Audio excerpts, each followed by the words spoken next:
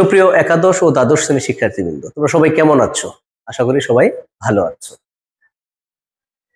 তোমরা যারা এই বছর এসএসসি পাশ করে কলেজে ভর্তি হবে তাদের জন্য অবশ্যই শুভকামনা রইল। তোমরা জানো ক্লাস 9-10-এ সরকার কর্তৃক নির্ধারিত টেক্সট বই সরকারিভাবে দেওয়া হয়, এই বইটা রসায়ন। কিন্তু কলেজে সরকার থেকে কোনো বই দেওয়া হয় না, তোমাদের কিনে নিতে হয়। প্রায় 12 থেকে 13টা রাইটারের বইয়ের অনুমোদন সরকার দিয়েছে রসায়নের। তুমি এই প্রত্যেকটাই যে কোনো একটা কিনে পড়তে পারো। তবে আমরা সাজেস্ট করি হাজারি স্যারের যে বইটা আছে অথবা কবির স্যারের যে বইটা আছে, তুমি এই বইটা প্রথম পত্র এবং দ্বিতীয় পত্র কিনতে পারো। তোমার নিশ্চয়ই জানতে হবে যে কয়টা বই কিনতে হবে। 12টা রাইটারের তো বই আছে, মিনিমাম 2টা রাইটারের বই first paper and second paper কিনবে। তবে হাজারি স্যার এবং কবির স্যারের বই দুইটা যদি তুমি কিনো first paper and second paper, আমি শিওর এখান থেকেই অ্যাডমিশন, মেডিকেল বলো, বুয়েট বলো, ইন্টারনাল ওর এক্সটার্নাল যে কোনো পরীক্ষাতেই তোমার সিকিউ আর এমসিকিউ সব পাবে, আমি 100% শিওর। তাই আমি নিয়মিত তোমাদের রসায়নের এমসিকিউ সিকিউ নবম, দশম, একাদশ, দ্বাদশ শ্রেণীর ক্লাসগুলো আপলোড করি। তোমাদের যদি ভালো লাগে তাহলে অবশ্যই আমার এই চ্যানেলটি সবাই সাবস্ক্রাইব করবে, লাইক করবে, কমেন্ট করবে এবং শেয়ার করবে। তাহলে আজকে তোমাদের আমি রসায়ন প্রথম পত্রের দ্বিতীয় অধ্যায় গুণগত রসায়নের প্রথম ক্লাস আজকে শুরু করতে চাই। তুমি ধারাবাহিকভাবে সবগুলো ক্লাস কন্টিনিউ করবে, 100% আমি শিওর তুমি সফল হবে। আজকে কন্টেন্ট কি কি থাকবে? আজকে থাকবে আমাদের এখানে রাদারফোর্ড আলফা কণা পরীক্ষা, রাদারফোর্ড পরমাণু মডেল, বুর পরমাণু মডেল এবং যদি সময় হয় তাহলে কোয়ান্টাম সংখ্যা আমরা আজকে শেষ করার চেষ্টা করব। দেখো, আমি ইতিমধ্যেই তোমাদের এখানে রাদারফোর্ড পরমাণু মডেল আলফা কণা পরীক্ষা এঁকে রেখেছে। এটা হলো রাদারফোর্ডের আলফা কণা পরীক্ষা। আলফা কণা পরীক্ষা, তোমাদের মনে প্রশ্ন থাকতেছে আলফা কণাটা কি স্যার? আলফা কণা হিলিয়াম, তুমি অবশ্যই জানো 18 নম্বর গ্রুপে এই হিলিয়াম অবস্থান করে। হিলিয়াম একটা নিষ্ক্রিয় গ্যাস, সাধারণত এটা আয়ন ফর্ম করে না, কিন্তু যদি তুমি তাপমাত্রা বেশি প্রয়োগ করো অবশ্যই এটা ইলেকট্রন ত্যাগ করবে, ত্যাগ করে অবশ্যই আয়ন ফর্ম পরিণত হয়। হিলিয়ামের মধ্যে তোমরা জানো 4-2 পারমাণবিক সংখ্যা 2, এখানে ইলেকট্রন দুইটা আছে, এই দুইটা ইলেকট্রন ত্যাগ করে যে দ্বি ধনাত্মক আয়ন হয় তাকে বলা আলফা কণা। অর্থাৎ 4-2++, এটাকে বলা হয় আলফা কণা। তোমার প্রায়শই তোমার জ্ঞানমূলক কোশ্চেনে আসে আলফা কণা কি, এমসিকিউতে আসে আলফা কণা নিচের কোনটি? দ্বি ধনাত্মক হিলিয়াম নিউক্লিয়াসকে আলফা কণা বলে। দ্বি ধনাত্মক হিলিয়াম নিউক্লিয়াসকে আলফা কণা বলে। এই যে দ্বি ধনাত্মক দেখো, হিলিয়াম নিউক্লিয়াসকে আলফা কণা বলে। অর্থাৎ রাদারফোর্ড এই আলফা কণা ব্যবহার করেছেন, এই জন্য এর নাম হয়েছে রাদারফোর্ডের আলফা কণা পরীক্ষা। এই রাদারফোর্ড আলফা কণা পরীক্ষায় কি কি ম্যাটেরিয়ালস উনি ব্যবহার করেছেন? দেখো, এখানে একটি স্বর্ণের পাত আছে, যেটা আছে ধাতব পাত, এটা স্বর্ণের পাত।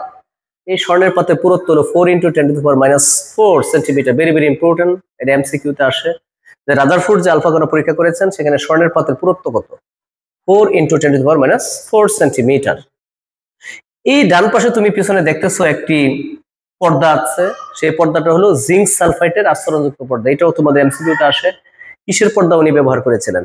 জিঙ্ক সালফাইডের আস্তরণযুক্ত পর্দা। তাহলে একটি স্বর্ণের পাত নিয়েছে এবং এই পাশে ডান পাশে পর্দা নিয়েছে। তোমরা জানো স্বর্ণের পাতের পুরুত্ব কত, আর এখানে পর্দার মধ্যে কিসের আস্তরণ থাকে? তুমি দেখো এখানে প্রত্যেকটা জায়গা তুমি জানো যেহেতু ধাতব পাত সেহেতু ইলেকট্রন মুভিং আছে, ঘুরতেছে। আর ক্ষুদ্র পরিসরে দেখো মাঝখানে একটা নিউক্লিয়াস দেখানো হয়েছে, এখান থেকে আলফা কণা পাঠানো হচ্ছে। এই রাদারফোর্ড আলফা কণা পরীক্ষা দ্বারা উনি নিউক্লিয়াস আবিষ্কার করেছেন, যে পরমাণুর মাঝখানে যে নিউক্লিয়াস থাকে সেই নিউক্লিয়াস যে ধনাত্মক চার্জ বিশিষ্ট, এটা প্রমাণ করেছেন। কে প্রমাণ করেছেন বলো? রাদারফোর্ড। কি পরীক্ষা দ্বারা? আলফা কণা পরীক্ষা দ্বারা। রাদারফোর্ড আলফা কণা পরীক্ষা দ্বারা তোমার যে পরমাণুর কেন্দ্রে যে নিউক্লিয়াস আছে এবং ইহা যে ধনাত্মক চার্জ বিশিষ্ট, তিনি এটা প্রমাণ করেছেন।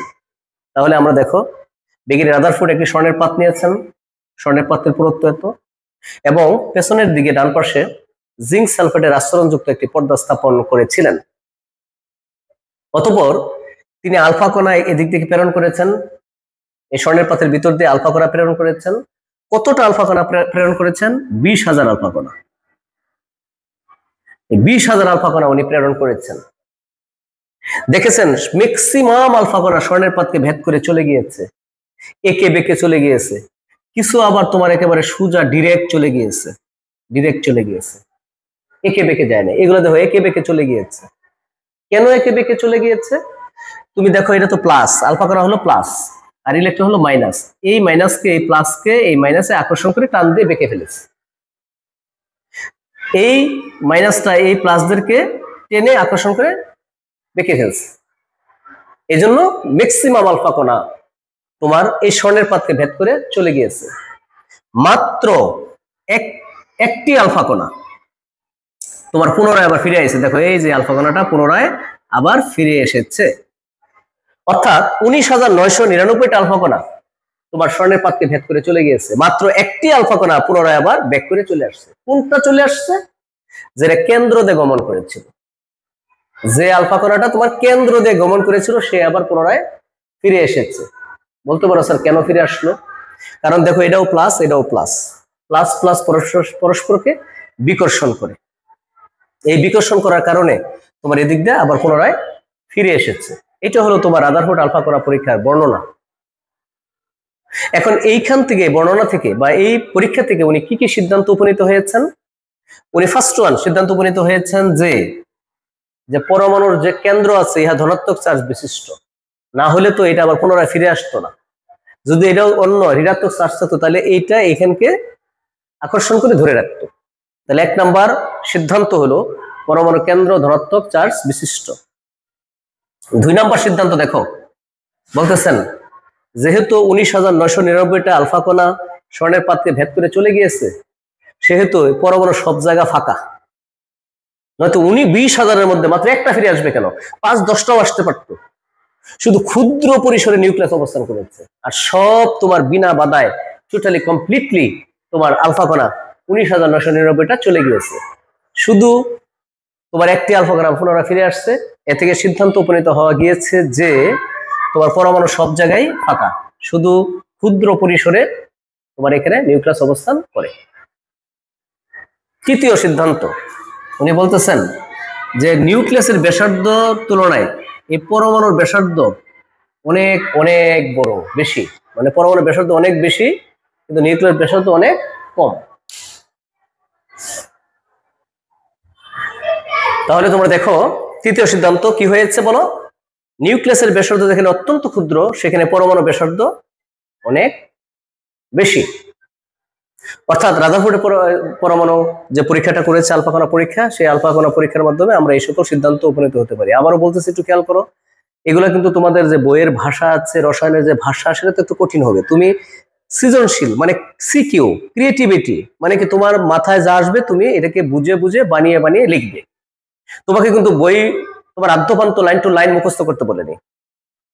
এই মুখস্থ বিদ্যার জন্যই কিন্তু সিকিউ সরকার আনয়ন করেছে, যে ছাত্রছাত্রীরা যেন মুখস্থ বিদ্যা পারদর্শী না হয়, তার ক্রিয়েটিভিটি যেন আসে।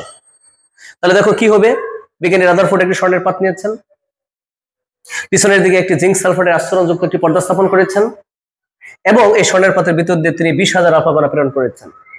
তিনি লক্ষ্য করেন অধিকাংশ আলফা কণা স্বর্ণের পাতকে ভেদ করে চলে গিয়েছে, মাত্র একটি আলফা কণা পুনরায় ফিরে এসেছে। কোনটি? যেটা কেন্দ্র দিয়ে গমন করেছিল। এ থেকে প্রমাণিত হয় 1 নাম্বার নিউক্লিয়াসের সব জায়গায় প্রায় ফাঁকা, এই পরমাণুর শুধু ক্ষুদ্র পরিসরে নিউক্লিয়াস অবস্থান করে, তাই পরমাণুর ভর বলতে নিউক্লিয়াসের ভরকে বোঝায়। দ্বিতীয় সিদ্ধান্ত উনি বলেছেন যেহেতু একটা আলফা কণা কেন্দ্র দিয়ে গমন করেছিল সেটা পুনরায় ফিরে গিয়েছে, সেহেতু নিউক্লিয়াস ধনাত্মক চার্জ বিশিষ্ট। তৃতীয় সিদ্ধান্ত নিউক্লিয়াসের ব্যাসার্ধ যেখানে খুবই ছোট, পরমাণু ব্যাসার্ধ সেখানে অনেক বড়। আর রাদারফোর্ড আলফা কণা পরীক্ষা দ্বারা কি প্রমাণ করেছেন? প্রমাণ করেছেন যে নিউক্লিয়াস একটি ধনাত্মক চার্জ বিশিষ্ট। এখন মনোযোগ দিয়ে খেয়াল করবে, রাদারফোর্ড পরমাণু মডেল, এটা তো হলো রাদারফোর্ডের আলফা কণা পরীক্ষা। তুমি যদি এটা বুঝে থাকো রাদারফোর্ড পরমাণু মডেল খুবই ইজি, এবং এটা তোমাদের 9-10-এও ছিল রাদারফোর্ড পরমাণু মডেল। একটু খেয়াল করো, এটা নিউক্লিয়াস, এটা হলো কক্ষপথ, এটা হলো কক্ষপথ, এগুলোর ভিতরে ইলেকট্রন অবস্থান করে। এটা একটা রাদারফোর্ড পরমাণু মডেল। তিনি বলতেছেন যে সৌরজগতে সূর্যকে কেন্দ্র করে যেভাবে গ্রহ উপগ্রহগুলো ঘুরে, ঠিক নিউক্লিয়াসকে কেন্দ্র করে ইলেকট্রনগুলো সেভাবে ঘুরতে থাকে। তিনি 1 নম্বর পয়েন্ট উনি বলেছেন যে একটি সৌরজগতে সূর্যকে কেন্দ্র করে যেভাবে গ্রহ উপগ্রহগুলো আবর্তন করে, ঠিক একটি নিউক্লিয়াসকে কেন্দ্র করে ইলেকট্রনগুলো সেভাবে আবর্তন করে। Very very important. তারপরে উনি বলতেছেন যে একটি পরমাণুর মধ্যে যতটি ইলেকট্রন ঘুরে নিউক্লিয়াসের ভিতরে ততটি প্রোটন অবস্থান করে, ততটা প্রোটন অবস্থান করে। এই জন্য পরমাণু সামগ্রিকভাবে বিদ্যুৎ নিরপেক্ষ হয়, উনি এই কথা বলতেছেন। ফর এক্সাম্পল, মনে করো এখানে যদি মনে করো 8টা ইলেকট্রন থাকে, 8টি ইলেকট্রন থাকে, আর এখানে 8টি তাহলে কি থাকবে বলো, প্রোটন থাকবে। ফলে প্রোটন আর ইলেকট্রনের চার্জ পরস্পর কাটাকাটি যাবে, ফলে সামগ্রিকভাবে পরমাণুটা বিদ্যুৎ কি হবে, নিরপেক্ষ হবে। এটা উনি বলতেছেন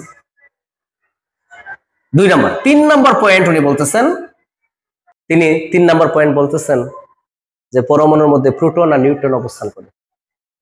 পরমাণু হলো ধনাত্মক চার্জ বিশিষ্ট, আর নিউট্রন হলো নিরপেক্ষ। তাই পরমাণুর ভর বলতে এই নিউক্লিয়াসের ভরকেই বোঝানো হয়। তিনি এটা বলতেছেন যে পরমাণু আর সব জায়গা তো ফাঁকাই, শুধুমাত্র ভরাট হলো এটা। কি দ্বারা ভরাট বলো, প্রোটন আর নিউট্রন দ্বারা। সেহেতু নিউক্লিয়াসের ভরটাই হলো পরমাণুর ভর। তিনি বলতেছেন যে ইলেকট্রন যে ঘুরে আবর্তন করে, এই ইলেকট্রন এই প্লাস আর এর তুমি জানো মাইনাস, এই প্লাস এবং মাইনাসের মধ্যে একটা আকর্ষণ বল কাজ করে, এটাকে বলা কেন্দ্রমুখী আকর্ষণ বল। কিন্তু ইলেকট্রন সবসময় ঘুরতে চায় না, সে এখান থেকে কক্ষপথ থেকে ছুটে চলে যেতে চায়, এটাকে বলা কেন্দ্র বিমুখী আকর্ষণ, বহির্মুখী আকর্ষণ বল। তাই কেন্দ্রমুখী আকর্ষণ বল আর কেন্দ্র বহির্মুখী আকর্ষণ বল পরস্পর সমান, তবে বিপরীত চিহ্ন বিশিষ্ট। আমি আবার বলতেছি, যেহেতু প্রোটন তুমি ধনাত্মক চার্জ বিশিষ্ট, এই প্রোটনকে আকর্ষণ করে কি, ইলেকট্রন। অর্থাৎ এই প্রোটন ইলেকট্রনকে আকর্ষণ করে যে দিকে, সেটা হলো কেন্দ্রমুখী আকর্ষণ বল। আর ইলেকট্রন এই জায়গায় ঘুরতে চায় না কেন্দ্র করে, সে ছুটে বাইরের দিকে চলে যেতে চায়, একে বলা হয় কেন্দ্র বহির্মুখী আকর্ষণ বল। তাই এই কেন্দ্রমুখী আকর্ষণ বল আর কেন্দ্র বহির্মুখী আকর্ষণ বল পরস্পর সমান। আমি আবারও রাদারফোর্ড পরমাণু মডেলটা বলতেছি, দেখো 1 নম্বর পয়েন্ট উনি বলতেছেন সৌরজগতে সূর্যকে কেন্দ্র করে যেভাবে গ্রহ উপগ্রহগুলো আবর্তন করে, ঠিক নিউক্লিয়াসকে কেন্দ্র করে ইলেকট্রনগুলো আবর্তন করে। 2 নম্বর পয়েন্ট উনি বলতেছেন পরমাণুর মধ্যে প্রোটন ও নিউট্রন অবস্থান করে। প্রোটন হলো ধনাত্মক চার্জ বিশিষ্ট, আর নিউট্রন হলো ঋণাত্মক চার্জ বিশিষ্ট, নিরপেক্ষ চার্জ নিরপেক্ষ, আর ইলেকট্রন হলো ঋণাত্মক চার্জ বিশিষ্ট। এবং একটি নিউক্লিয়াসের ভিতরে যতটি প্রোটন থাকে, ঠিক ঋণাত্মক আধান বিশিষ্ট ততটি ইলেকট্রন ওই পরমাণুর মধ্যে থাকে। তাই পরমাণু সামগ্রিকভাবে বৈদ্যুতিকভাবে নিরপেক্ষ হয়, মানে চার্জহীন হয় পরমাণু। তোমাদের এটা প্রায় ক নম্বর কোশ্চেন আসে, পরমাণু বৈদ্যুতিকভাবে নিরপেক্ষ হয় কেন? কেন হয় বলো তোমরা? যতটা প্রোটন থাকে ধনাত্মক আধান বিশিষ্ট, ঠিক ততটা ইলেকট্রন ঋণাত্মক আধান বিশিষ্ট অবস্থান করে। এই জন্য পরমাণু সামগ্রিকভাবে বিদ্যুৎ নিরপেক্ষ হয়। এরপরে উনি বলতেছেন কি, যেহেতু পরমাণু সব জায়গায় ফাঁকা, সেহেতু ক্ষুদ্র পরিসরে শুধু নিউক্লিয়াস অবস্থান করে, তাই নিউক্লিয়াসের ভরকে এই পরমাণুর ভর হিসেবে গণ্য করা হয়। এর পরবর্তী স্টেপ উনি বলতেছেন যে এই নিউক্লিয়াসে যে ধনাত্মক চার্জ আছে, এই প্রোটনটা এই ইলেকট্রনকে আকর্ষণ করে, এটাকে বলা হয় কেন্দ্রমুখী আকর্ষণ বল। কিন্তু ইলেকট্রন সবসময় এখানে ঘুরতে চায় না, সে বাহিরের দিকে আকর্ষণ করে, একে বলা হয় কেন্দ্র বহির্মুখী আকর্ষণ বল। এই দুইটা বল পরস্পর সমান। এই হলো তোমার রাদারফোর্ড পরমাণু মডেল। তবে রাদারফোর্ড পরমাণু মডেলে অনেক ত্রুটি আছে। কি ত্রুটি সেটা? 1 নম্বর ত্রুটি, দেখো উনি কিন্তু একবারও কক্ষপথ সম্পর্কে কোনো ধারণা দিতে পারেনি। তিনি কিন্তু কক্ষপথ সম্পর্কে কোনো ধারণা দিতে পারেনি 1 নম্বর। তিনি 2 নম্বর কোনো বর্ণালী সম্পর্কে ধারণা দিতে পারেনি। 3 নম্বর কোন কক্ষপথে কতটা ইলেকট্রন থাকবে সেটা সম্পর্কে কোনো ধারণা দিতে পারেনি। 4 নম্বর বলতেছেন উনি যে নিউক্লিয়াসে কেন্দ্র করে ইলেকট্রন খালি ঘুরবে, কিন্তু বিজ্ঞানী ম্যাক্সওয়েল বলতেছে যদি কোনো ঘূর্ণায়মান কণা এবং অনবরত ঘুরতে থাকে তাহলে তার চলার পথ ছোট হইতে থাকে। ওই যে ধীরে ধীরে শুরু হয়েছিল কত দূর থেকে ঘোরা, ঘুরতে চলার পথ কি হয়ে গেছে, ছোট হয়ে গিয়েছে। এক পর্যায়ে চলতে চলতে ইলেকট্রনটা এই নিউক্লিয়াসে পতিত হয়ে যাবে, তখন এই প্লাস মাইনাস একত্র হয়ে যাবে। তখন যে রাদারফোর্ড বলেছিল যে নিউক্লিয়াসকে কেন্দ্র করে ইলেকট্রন খালি ঘুরবে, সেটা কিন্তু আর রইল না। অর্থাৎ রাদারফোর্ড পরমাণু মডেলের পতন ঘটে গেল। কে পতন ঘটানোর জন্য এই থিওরিটা দিল? বিজ্ঞানী ম্যাক্সওয়েল।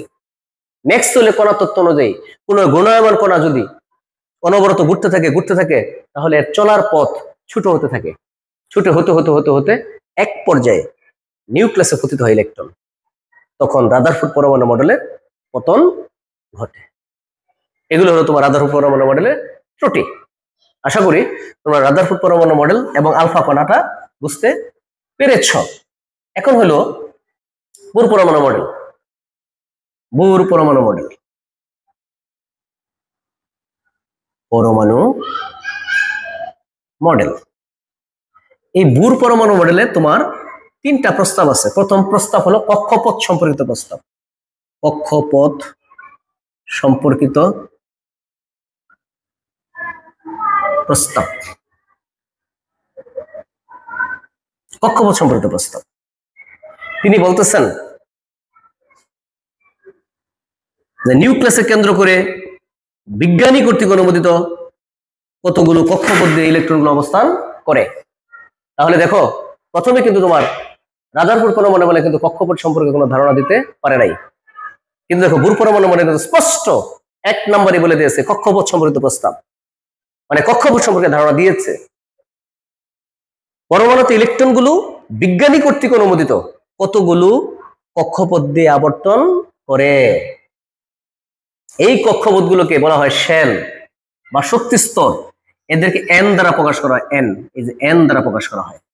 এন এর মান 1, 2, 3, 4 অসীম পর্যন্ত হতে পারে। অসীম, যার সীমা নেই। এন এর মান 1, 2, 3, 4, 5, 6 এটসেট্রা এটসেট্রা অসীম পর্যন্ত হতে পারে। তাহলে দেখো, তোমাদের কি বললাম, কক্ষপথগুলোকে এন দ্বারা প্রকাশ করা হয়। এন এর মান হতে পারে পূর্ণ সংখ্যা 1, 2, 3, 4, 5, 6 এটসেট্রা এটসেট্রা অসীম পর্যন্ত। যদি যদি 1 নাম্বার n = 1 হয় তবে কে শেল বোঝায়। 2 নাম্বার n = 2 হয় তবে এল। 3 নাম্বার n = 3 হয় তবে এম শেল বোঝায়। তাহলে দেখো, কে শেল, এল শেল, এম শেল। তাহলে এটাকে কি বলবা? 1 = কে শেল, এটাকে এল শেল। যদি আরো একটি কক্ষপথ থাকে সেটাকে তুমি কি বলবা? এম শেল বোঝায়। তাহলে মনে হয় বুঝতে পেরেছো। প্রায়শই একটা কোশ্চেন আসে তোমাদের, দেখো এই নিউক্লিয়াস থেকে যত দূরে যাবা শেলের দূরত্ব যত বাড়বে তত শক্তিও তত বাড়বে। নিউক্লিয়াস থেকে যত শেলের দূরত্ব বাড়বে শক্তিও তত বাড়বে। তাহলে তুমি বলো কে এল এম কোনটা শক্তি সবচেয়ে বেশি? এম এর শক্তি সবচেয়ে বেশি। কোনটা শক্তি সবচেয়ে কম? কে এর শক্তি সবচেয়ে কম। আর ইলেকট্রন এই নিউক্লিয়াসের নিকটে যে শক্তি স্তরটা আছে সেখানে থাকার সম্ভাবনাটা বেশি। কারণ তোমরা জানো প্রথম কক্ষপথ গুলো শক্তি মানে পূর্ণ করে ইলেকট্রন দ্বারা পরবর্তী শক্তি স্তরে তারা যায়। তোমাদের এখানে 4টা অপশন আসে, কে এল এম এন। এগুলোর মধ্যে কোন শক্তি স্তরে ইলেকট্রন থাকার সম্ভাবনা বেশি? কে শক্তি স্তরে।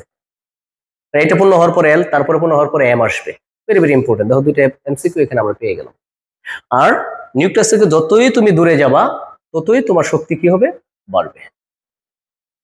তাহলে তোমরা কক্ষপথ সম্পর্কিত যে প্রস্তাবটা বুর পরমাণু মডেলের, সেটা কিন্তু তোমরা বুঝে গিয়েছো। এখন হলো দেখো কৌণিক ভরবেগ সম্পর্কিত প্রস্তাব। 2 নাম্বার, কৌণিক ভরবেগ সম্পর্কিত প্রস্তাব। দেখো, যখন একটা নিউক্লিয়াসকে কেন্দ্র করে ইলেকট্রনগুলো আবর্তন করে তখন প্রতি ক্ষেত্রেই কিন্তু একটা কৌণিক ভরবেগ সৃষ্টি হয়। উনি বলতেছেন যদি কৌণিক ভরবেগটা হয় mvr, ইহা হবে h/2π এর পূর্ণ সংখ্যার গুণিতকের সমান। অর্থাৎ ইলেকট্রন যখন নিউক্লিয়াসকে কেন্দ্র করে আবর্তন করে তখন একটা কৌণিক ভরবেগ সৃষ্টি হয়। সেই কৌণিক ভরবেগের মান যদি mvr হয় তা হবে h/2π এর, এই যে দেখো, পূর্ণ সংখ্যা n এর গুণিতকের সমান। Very very important. দেখো, এটাকেই আমি বাংলা বলতেছি, তো মুখস্থ করার কোনো দরকার নেই। কৌণিক ভরবেগ h/2π এর পূর্ণ সংখ্যার গুণের সমান, গুণিতকের সমান। এখানে n = কি বলো? 1, 2, 3 এটসেট্রা এটসেট্রা অসীম। তাহলে কৌণিক ভরবেগ mvr = nh/2π। এখানে দেখো, m কি ইলেকট্রনের তুমি জানো ভর, v হলো ইলেকট্রনের গতিবেগ, r হলো কক্ষপথের ব্যাসার্ধ, এগুলো দিয়ে আমরা অঙ্ক করব, 9 10 পড়েছি। আর এই হলো প্লাঙ্কের ধ্রুবক 6.626 into 10 to the power minus 34 joule into second। 6.626 into 10 to the power minus 34 joule into second। এটা হলো প্লাঙ্কের ধ্রুবক, এটা কনস্ট্যান্ট, এটার মান।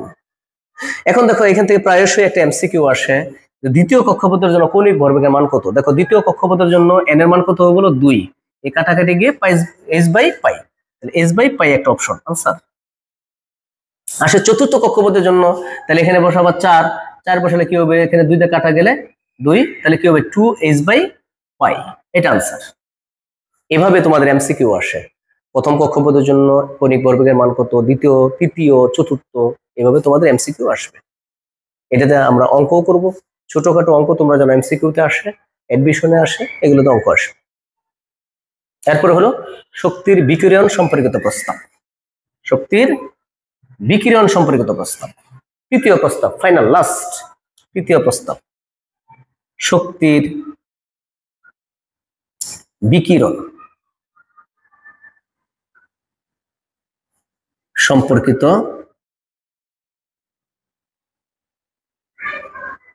প্রস্তাব। লিখে দাঁড়ালো শক্তির বিকিরণ সম্পর্কিত প্রস্তাব। দেখো একটু খেয়াল করো, এটা নিউক্লিয়াস, এটা হলো মনে করো একটা প্রথম কক্ষপথ, এটা হলো দ্বিতীয় কক্ষপথ। তাহলে এটা ধরো মনে করো n = 1, এটা হলো n = 2, এটা শক্তি মনে করো E1, এটা শক্তি হলো E2। এখন ধরো মনে করো এটা শক্তি তো অবশ্যই কম, এটা শক্তি বেশি, তোমাদের একটু আগেও পড়ালাম দ্বিতীয় প্রস্তাবে।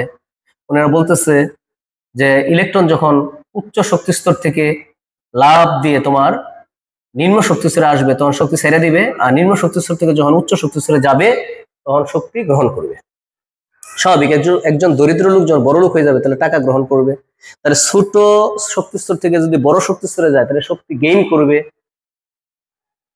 আর যখন বেশি শক্তি স্তর থেকে নিচের শক্তি স্তরে ডাউন হবে তখন শক্তি ছেড়ে দিবে। বলতেছে এই শক্তির ব্যবধানটা হবে ডেল্টা ই ইকুয়াল টু হবে E2 - E1। এটাতে অনেকগুলো অঙ্ক করবো আমরা, কারণ তুমি দেখো এখানে E2 is greater than E1, class 9 10 পড়েছো, এগুলো পড়াইছি। অর্থাৎ E2 - E1, অর্থাৎ E2 শক্তি বেশি, E1 এর শক্তি কম। আর এই E2 - E1 ইকুয়াল টু হলো H নিউ। আবার H নিউ ইকুয়াল টু আবার C বাই ল্যামডা।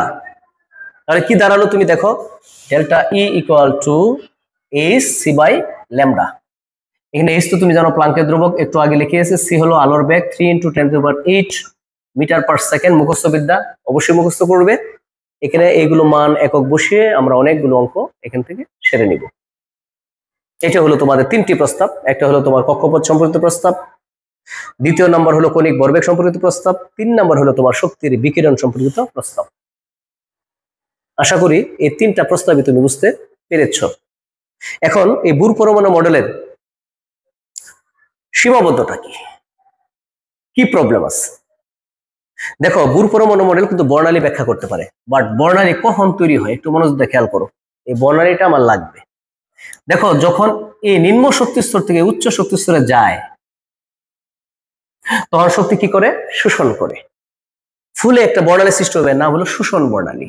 সহজ জিনিস, শোষণ বর্ণালী। আর যখন দেখো এইখান থেকে উচ্চ শক্তি স্তরে নিম্ন শক্তি স্তরে ফিরে আসলো তখন এর নাম হলো বিকিরণ বর্ণালী। তাহলে দেখো এটা হলো শোষণ বর্ণালী, এটা হলো বিকিরণ বর্ণালী। তাহলে বর্ণালী কয় ধরনের বলো, মূলত 2 ধরনের, শোষণ বর্ণালী আর একটা হলো বিকিরণ বর্ণালী। এখন শক্তি যখন শোষণ করে তখন কিন্তু তোমার যে বর্ণালীটা হবে সেটা হবে অন্ধকার বর্ণালী, অনুজ্জ্বল বর্ণালী। তাহলে শোষণ বর্ণালী আরেকটা নাম হলো অনুজ্জ্বল বর্ণালী। আর যখন ধরো বিকিরণ করে, শক্তি বিকিরণ করে, আলো বিকিরণ করে তখন ঝকঝক করে, তখন এই বিকিরণ বর্ণালী আরেকটা নাম হবে উজ্জ্বল বর্ণালী। তাহলে দেখো এটা অন্ধকার বর্ণালী বা শোষণ বর্ণালী, এটা বিকিরণ বর্ণালী বা উজ্জ্বল বর্ণালী। তাহলে এই বর্ণালী কিন্তু ব্যাখ্যা দিল কে বলো, বুর পরমাণু মডেল। শুধুমাত্র এক ইলেকট্রন বিশিষ্ট মৌল বা আয়নের বর্ণালীকে বুর পরমাণু মডেল ব্যাখ্যা করতে পারে, যেমন hydrogen, helium plus, lithium plus plus, এই প্রত্যেকটার মধ্যে একটা করে ইলেকট্রন আছে। বারংবার এমসিকিউতে আইছে নিচের কোন বর্ণালীকে বোর পরমাণু মডেল ব্যাখ্যা করতে পারে? এটা হলো 1 2 3 আনসার। আমার মনে হয় এটা বুঝতে পেরেছো। কিন্তু একের বেশি ইলেকট্রন যদি থাকে তাহলে কিন্তু বোর পরমাণু মডেল এর বর্ণালীকে ব্যাখ্যা করতে পারে না, এটা একটা ব্যর্থতা। 2 নাম্বার ব্যর্থতা দেখো, কৌণিক ভরবেগ mvr ইকুয়াল টু nh/2s পাই, এটা কিভাবে আসছে এই কথাটা কিন্তু ইলাবোরেট করে বোর পরমাণু মডেলে বলা নেই, বলা নেই। আবার ইলেকট্রন যখন এক কক্ষপথ থেকে অন্য কক্ষপথে গমন করে তখন বর্ণালীতে একটি রেখা পাওয়া যাওয়ার কথা, এটা বলছে বিজ্ঞানী বোর। কিন্তু উচ্চ বর্ণালী বীক্ষণ যন্ত্রটা পরীক্ষা করে দেখা গিয়েছে যে এখানে অসংখ্য রেখা দেখতে পাওয়া যায়। কিন্তু এই অসংখ্য রেখাগুলো কেন সৃষ্টি হয়েছে এই সম্পর্কে বিজ্ঞানী বোর কিছু বলতে পারে না। আমি আবারও বলতেছি, ইলেকট্রন যখন এক কক্ষপথে লাফ দিয়ে অন্য কক্ষপথে গমন করে তখন উনি বলতেছেন যে বর্ণালীতে একটি রেখা পাওয়া যাবে, কিন্তু পরবর্তী দেখা গেছে এখানে লক্ষ লক্ষ একাধিক রেখা দেখতে পাওয়া গিয়েছে। কিন্তু এই রেখাগুলোর অস্তিত্ব কি সেটা সম্পর্কে উনি কিছুই বলতে পারেনি। আশা করি তোমরা ওই বোর পরমাণু মডেলের 3টি প্রস্তাব এবং যে ব্যর্থতা তাদের আছে, লিমিটেশন, সীমাবদ্ধতা, সেগুলো তুমি অবশ্যই বুঝতে পেরেছ। তো এখন আমার কোশ্চেন হলো, শর্ট কোশ্চেন খ নম্বরের, যে বর্ণালীতে একটি রেখা পাওয়া যাওয়ার কথা, একাধিক রেখা কেন দেখতে পাওয়া যায়? আরেকটি কোশ্চেন হলো যে hydrogen helium plus lithium plus প্লাসের বর্ণালী ব্যাখ্যা করতে পারে কিন্তু একাধিক ইলেকট্রন বিশিষ্ট মৌলের বর্ণালী ব্যাখ্যা করতে পারে না কেন? খুব মনোযোগ দিয়ে খেয়াল করবা। দেখো এখন যে কোশ্চেনটা পড়াচ্ছে সেই কোশ্চেনটা হলো যে বর্ণালীতে একাধিক রেখা দেখতে পাওয়া যায় কেন। তুমি মনে করো একটা ফ্লাইট যুগে তুমি বাংলাদেশ থেকে আমেরিকা যেতে চাও, এই ফ্লাইটটা যতটা দেশের কান্ট্রির উপর দিয়ে যাবে সে সকল কান্ট্রির গ্রিন সিগন্যাল না পেলে এই ফ্লাইট তোমাকে উঠতে দেওয়া হবে না, সকল দেশের পারমিশন নিতে হয়। শুধু খালি মনে করলা যে না আমাকে তো আমেরিকা ভিসা দিয়েছে আমি খালি চলে যাব, এরকমটা নয়। বিজ্ঞানী বোর ভাবছেন এই কক্ষপথ থেকে লাফ দিয়ে ইলেকট্রন খালি এই কক্ষপথে চলে যাবে, বর্ণালীতে একটা রেখাই পাওয়া যাবে। কিন্তু এই একটা কক্ষপথ আর আরেকটা কক্ষপথের মাঝখানে অসংখ্য উপকক্ষপথ আছে, অসংখ্য উপকক্ষপথ আছে। এই উপকক্ষপথ গুলো কিন্তু পাড়ি দিয়ে তার যেতে হবে, যতগুলো উপকক্ষপথ পাড়ি দিবে ততগুলো রেখা দেখতে পাবে। এই জন্য বর্ণালীতে একাধিক রেখা দেখতে পাওয়া যায়, সহজ কথা। যদি এমন হইতো যে এর মাঝখানে কেউ নাই, কোনো উপকক্ষপথ নাই, তাহলে একটা লাফ দিয়েছে একটা রেখা পাওয়া যাবে, ভালো কথা, দ্যাটস গুড। কিন্তু এই একটা কক্ষপথ থেকে আরেকটা কক্ষপথের মাঝে অসংখ্য উপকক্ষপথ আছে, তাই বর্ণালীতে একাধিক রেখা দেখতে পাওয়া যায়। এখন বলতেছে যে তোমার এটা তো হলো উত্তর, তুমি পেয়ে গেলে যে এদের বর্ণালীকে ব্যাখ্যা করতে পারে কিন্তু একের বেশি যে ইলেকট্রনটা থাকে তাদের বর্ণালীকে বোর পরমাণু মডেল ব্যাখ্যা করতে পারে না কেন? মনে করো তোমাকে দেখার জন্য তোমার বাবা মা আমাকে বললো যে স্যার একটু দেখে দেখে রাখবেন, তুমি যেদিকে যাও আমি সেদিকেই যাই, দেখে রাখি। তুমি যদি বামে যাও বামে তাকাই, ডানে গেলে ডানে তাকাই, যেদিকে যাই ওদিকেই আমি যাই। এখন আরেকজন অভিভাবক যদি এসে বলে আমাকে স্যার আমার ছেলেটাকেও দেখে রাখবেন, তুমি দৌড় দিয়েছো এদিকে, আরেকজন দৌড় দিয়েছে এদিকে, আমি কোন দিকে যাবো? আমি তো পারবো না। তাই একাধিক ইলেকট্রন যখন লাফালাফি শুরু করে দেয় তখন কোনটা কোন দিকে গিয়েছে, কতটুকু এনার্জি সে গেইন করেছে সেগুলোকে ক্যালকুলেট করা অত্যন্ত জটিল। এই জন্য বোর পরমাণু মডেল এক ইলেকট্রন বিশিষ্ট মৌলের বর্ণালী ব্যাখ্যা করতে পারলেও একাধিক ইলেকট্রন বিশিষ্ট মৌলের বর্ণালী ব্যাখ্যা করতে পারে না। কারণ একাধিক ইলেকট্রন যখন থাকে, দুইটা তিনটা থাকে, তখন বিভিন্ন দিকে ছোটাছুটি করবে, এখান থেকে এনে চলে যাবে, সে আবার কিন্তু পুনরায় আবার ফিরেও আসবে, বেশিক্ষণ কিন্তু এই ঘরে থাকবে না। কারণ এই ইলেকট্রনের যে প্রথম কক্ষপথে দুইটা ইলেকট্রন থাকে, এই দুইটা ইলেকট্রনের নিজস্ব বাড়ি কিন্তু এই প্রথম কক্ষপথ। হয়তো তুমি এনার্জি দিয়েছো, সে লাভ মেরে উচ্চ কক্ষপথে চলে গিয়েছে, কিন্তু সে কিন্তু ওইখানে থাকবে না স্থিতিশীলতা অর্জনের জন্য, সে বেশিক্ষণ থাকবে না হায়ার স্টেটে, সে কিন্তু ডাউন হবে, নিজ কক্ষপথে আবার ফিরে আসবে শক্তি ছেড়ে দিয়ে। তাহলে দেখো 4-5 জন এরকম লাফালাফি শুরু করবে, উচ্চ কক্ষপথে যাবে, উচ্চ কক্ষপথে যাবে, আবার নিম্ন কক্ষপথে ফিরে আসবে, সব তো আর একসাথে ফিরে আসবে না। সেগুলো কাউন্ট করা, সেগুলোকে ডিটারমিন করা অত্যন্ত কঠিন। এই জন্য বোর পরমাণু মডেল এক ইলেকট্রন বিশিষ্ট মৌলের বর্ণালী ব্যাখ্যা করতে পারলেও একের বেশি যে ইলেকট্রন আছে তাদের বর্ণালীকে ব্যাখ্যা করতে পারে না। দুইটা আমরা কিন্তু খ নাম্বারে কোশ্চেন করলাম, এখানে ভেরি ভেরি ইম্পর্টেন্ট। তোমার আসে বোর পরমাণু মডেল হাইড্রোজেনের বর্ণালীকে ব্যাখ্যা করতে পারে কেন? উত্তরে একই। বোর পরমাণু মডেল সোডিয়ামের বর্ণালীকে ব্যাখ্যা করতে পারে না কেন? উত্তরে একই। সব একই হবে। তাহলে আশা করি তোমরা বোর পরমাণু মডেল বুঝতে পেরেছ। সবচেয়ে মজার বিষয়, এটা দিয়ে এখন পর্যন্ত যা পড়েছি এটা দিয়ে আমরা একটু সৃজনশীল দেখতে চাই। দেখো, এটা হলো 2 নং পরমাণু মডেল, আর এটা হলো তোমার 1 নং পরমাণু মডেল। 1 নং। আমি দেখেছি বারংবার তোমাদের বিভিন্ন বোর্ড পরীক্ষায় এই সৃজনশীলটা আসছে, এটা যে 1 ও 2 নং পরমাণু মডেলের মধ্যে তুলনা করো। নাম্বার 1, তুলনা। 1 ও 2 নং পরমাণু মডেলের মধ্যে তুলনা করো। 2 নাম্বার, 1 নং পরমাণু মডেল যে মডেলকে নির্দেশ করে তা বর্ণনা করো, মানে কি রাদারফোর্ড পরমাণু মডেল বর্ণনা করো। 3 নাম্বার, 2 নং পরমাণু মডেল যে মডেলকে নির্দেশ করে তা বর্ণনা করো, মানে কি বোর পরমাণু মডেল বর্ণনা করো। সবচেয়ে বেশি বার আইছে এটা তুলনাটা, আর এটা এত বেশি বার আসেনি। তাহলে দেখো কি তুলনা কম্পারিজন। প্রথমে তুমি চিত্র আঁকবে, চিত্র আঁকার পরে বলবে এটা রাদারফোর্ড পরমাণু মডেল, এটা বোর পরমাণু মডেল। বলবে এই রাদারফোর্ড পরমাণু মডেলের ম্যাক্সওয়েলের কোন তত্ত্ব অনুযায়ী কোনো স্থায়িত্ব নেই, কিন্তু বোর পরমাণু মডেলে এরকম কোনো লিমিটেশন নাই। আবার বলবে রাদারফোর্ড পরমাণু মডেলে কক্ষপথ সম্পর্কে কোনো ধারণা দেয়নি, এটা ধারণা দিয়েছে। কৌণিক ভরবেগ সম্পর্কে কোনো ধারণা দেয়নি, এটা দিয়েছে। অর্থাৎ এটার খারাপগুলো আর এটা ভালোগুলো লিখে দিবে। এটা বর্ণালী ব্যাখ্যা করতে পারে না, এটা বর্ণালী ব্যাখ্যা করতে পারে। কোন কক্ষপথে কত ইলেকট্রন থাকবে তা এই কক্ষপথ এই পরমাণু মডেল বলতে পারে না, কিন্তু এটা পারে। এই পরমাণু মডেলের স্থায়িত্ব নেই, কিন্তু এই পরমাণু মডেলের স্থায়িত্ব আছে। জাস্ট দুইটার কম্পারিজন করে দিবে। এই কম্পারিজন করলে তুমি 4 নাম্বার পেয়ে যাবে। এরকম একটা সৃজনশীল তোমাদের আমি দেখেছি প্রতিবারই এসে থাকে। এই ছিল তোমার রাদারফোর্ড আলফা কোরা পরীক্ষা, রাদারফোর্ড পরমাণু মডেলের বর্ণনা এবং সীমাবদ্ধতা, বোর পরমাণু মডেলের বর্ণনা এবং সীমাবদ্ধতা। এবং এখানে ছিল কি তোমাদের কেন রাদারফোর্ড পরমাণু মডেল বোর পরমাণু মডেল হাইড্রোজেনের বর্ণালী ব্যাখ্যা করতে পারে, একাধিক ইলেকট্রন সম্বন্ধে বর্ণালী ব্যাখ্যা করতে পারে না কেন সেটা, বর্ণালীতে একাধিক রেখা দেখতে পাওয়া যায় কেন সেটা পড়েছি। আর পড়েছি তোমাদের বর্ণালী কিভাবে সৃষ্টি হয়।